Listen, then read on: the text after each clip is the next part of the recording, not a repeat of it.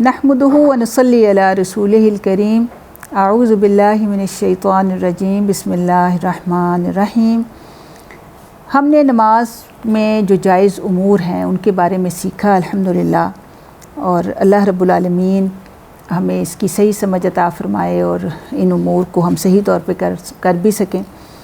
अब हम देखते हैं कि अल-ममनुआत फ़िस्सलात, यानी नमाज में जो ममनू उमूर हैं, जिन उमूर से मना किया गया है, वो कौन कौन से हैं जिनको किसी सूरत जो है वो नहीं करना। कोई भी ऐसी हरकत जो कि ख़िलाफ़ फ़ितरत या अजीब सी हो, तो ऐसी कि जिसमें उसको जो है उसमें ऐसी बहुत सी चीज़ें हैं जो हमें नमाज में करना जो है बिल्कुल मना है। और उनमें से एक चीज़ ये है कि नमाज में कमर पर हाथ रखना मना है, कि जब इंसान क़याम की हालत में और पीछे कमर के साथ टेक लगा के जैसे खड़े हो जाता है आम हालत में, तो नमाज में ऐसा नहीं किया जा सकता। इसलिए कि बुखारी और मुस्लिम की ये हदीस है मुत्तफ़क़ुन अलैह।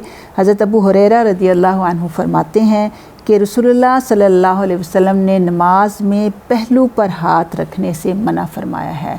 यानी इस अंदाज़ से, जैसे आम तौर पर तो खड़ी होती हैं बच्चियां भी, मर्द भी खड़े हो जाते हैं, तो नमाज में इस तरह से बिल्कुल जो है वो खड़ा नहीं, जैसे टेक लगा सकते हैं जैसे हमने पहले देखा है, लेकिन पहलू पर खड़े होना, कमर पे हाथ रख कर खड़ा होना जो है ये नमाज में मना है। इसी तरह से कई दफ़ा आम तौर पे बच्चे इस चीज़ का ख्याल नहीं रखते हैं और अपनी उंगलियां चटखाते रहते हैं, या उंगलियों में उंगलियां डालना शुरू कर देते हैं, और ये ऐसी कैफियत उससे पैदा होती हैं कि जब इंसान गफलत का शिकार हो या नमाज को वैसे ही एक रूटीन समझ के जो है वो कर रहा होता है, तो कि कोई भी ऐसी हरकत कर सकता है। लेकिन ये बात जहन में रखें कि नमाज में उंगलियां चटखाना या उंगलियों में उंगलियां डालना जो है ये मना है। आप देखें कि ये मुस्नद अहमद, तिरमिज़ी, अबू दाऊद, नसाई की सही हदीस है।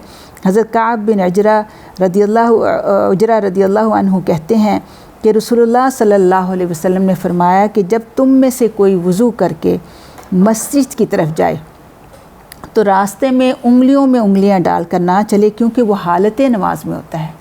यानी जब नमाज के लिए वो जा रहा है, वज़ू उसने कर लिया, तब भी देखें कि उंगलियों में उंगलियां डालने से मना किया है। तो नबी सल्लल्लाहु अलैहि वसल्लम ने फरमाया कि चूँकि अब उसने नमाज का इरादा कर लिया है, तो अब वो समझें कि हालत नमाज में ही है। तो ये असल में नमाज के आदाब भी इस वजह से भी बताए जा रहे हैं कि इंसान पूरी अलर्ट हो के शऊरी नमाज अदा करे, और उसे पता हो कि मैं कितनी बड़ी हस्ती के सामने खड़ा होकर, एक बंदा जब इबादत की कैफियत को सही तौर पे समझेगा तो फिर उसकी इबादत जो है वो दुरुस्त होगी। तो ऐसे तमाम उमूर चूँकि एक गाफिल दिल की तरफ निशानदही करते हैं, तो इन उमूर से जो है वो मना किया गया है। फिर ये कि जमाई लेना, आप देखें कि ये एक शैतानी काम है, क्योंकि सुस्ती की तरफ, और ख़ास तौर पे देखें कि हदीस में आता है कि नबी सल्लल्लाहु अलैहि वसल्लम ने जमाई लेने से मना भी किया, और ख़ास तौर पे जो आवाज़ निकाली जाती है कि इससे शैतान जो है वो हंसता है। और जमाई के बारे में जो सुन्नत से हमें तरीका मिलता है कि जमाई को हत्तल वसा रोकने की कोशिश करनी चाहिए। तो इस वजह से नमाज में जमाई लेने से हत्तल वसा, यानी अपनी वसत की हद तक इससे परहेज़ करने का हुक्म है। हज़रत अबू सईद खुदरी से रवायत है, ये मुस्लिम की रवायत है कि रसूलुल्लाह सल्लल्लाहु अलैहि वसल्लम फरमाया कि जब किसी को नमाज में जमाई आए तो वो हाथ इससे हत्तल मकदूर रोके, क्योंकि इस वक्त शैतान मुँह में दाखिल होता है। आप देखें कि हर चीज़, हर अमल में, यानी हमें कोशिश ये करनी है कि हम शैतान से बच सकें, क्योंकि शैतान और फिर ये बनो आदम के साथ उसकी दुश्मनी, चूँकि अज़ली एक दुश्मनी है, और उसने हर तरह से चैलेंज किया हुआ है कि मैं हर तरह से उसको जो है रोकूँगा। तो इसलिए हमें सुन्नत से हर वो अमल करने की, और नबी सल्लल्लाहु अलैहि वसल्लम ने उसके बारे में वजाहत की कि जिससे हम शयातीन के हमलों से जो है बच सकें।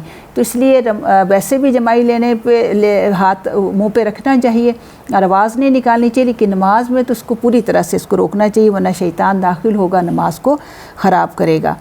फिर इसी तरह से देखें कि नमाज में निगाहें आसमान की तरफ उठाना जो है वो मना है।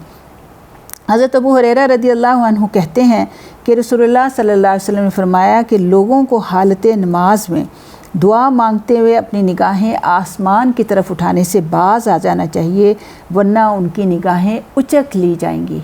یعنی نماز بھی ایک دعا ہی ہے اور اس میں دعائیہ کیفیات ہوتی ہیں، لیکن اس میں دعا مانگتے ہوئے، ویسے تو دعا مانگتے ہوئے آنکھیں اوپر ہو سکتی ہیں، لیکن نماز میں جب انسان دعا کرتا ہے تو اس کی نگاہیں آسمان کی طرف نہیں ہونی چاہیے۔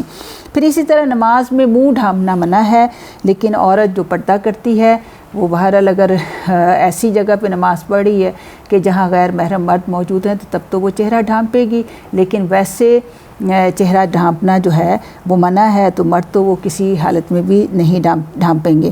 پھر اسی طرح نماز میں کپڑا دونوں کندھوں پر اس طرح لٹکانا کہ اس کے دونوں سرے سیدھے زمین کی طرف ہوں، اسے صدل کہتے ہیں۔ اس طرح کپڑے کو لٹکانا جو ہے وہ منع ہے، یعنی یا تو وہ ایک جیسے بکل مارنا کہتے ہیں نا کہ ایک اس کو ڈال کے دوسرے کندھے پر ڈال لے، لیکن ایسے دونوں کناروں کو ایسے سیدھا چھوڑ دینا جو ہے یہ نماز میں منع ہے۔ اور پھر یہ کہ سجدے کی جگہ سے بار بار اس جگہ کو صاف کرنا جو ہے یہ بھی منع ہے۔ اور پھر نماز میں ادھر ادھر دیکھنا منع ہے۔ ایسے بہت سے لوگ ہیں جو ہم دیکھتے ہیں کہ نماز پڑھتے ہوئے کبھی ادھر دیکھ رہے ہیں کبھی ادھر دیکھ رہے ہیں، تو اپنی نگاہوں کو مرکوز کرنا چاہیے۔ اور قیام کی حالت میں احادیث سے یہ ملتا ہے کہ نبی صلی اللہ علیہ وسلم حضرت انس کو کہا تھا کہ اپنے سجدے کی جگہ پر جو ہے وہ نگاہ جو ہے وہ رکھ لیں۔ اور اس حوالے سے ابو ذر کی روایت ملتی ہے کہ رسول اللہ صلی اللہ علیہ وسلم نے فرمایا کہ اللہ تعالیٰ بندے کی نماز میں برابر متوجہ رہتا ہے جب تک کہ وہ ادھر ادھر نہ دیکھے۔ جب بندہ توجہ ہٹا لیتا ہے تو اللہ تعالیٰ بھی اس سے اپنی توجہ جو ہے ہٹا لیتا ہے۔ تو اس لیے یہ ساری چیزوں کا جو ہے وہ خیال رکھنا چاہیے۔ اور پھر ایک اور اہم چیز جس کے بارے میں لوگ بہت ہی غافل ہیں کہ تکیے پر سجدہ کرنا یا گدے پر نماز پڑھنا منع ہے، یعنی ایسی نرم چیزیں جو بڑے گدے ہوتے ہیں یا لوگ عام طور پر سجدہ کرنے کے لیے تکیہ سامنے رکھ لیتے ہیں تو نہیں کرنا چاہیے۔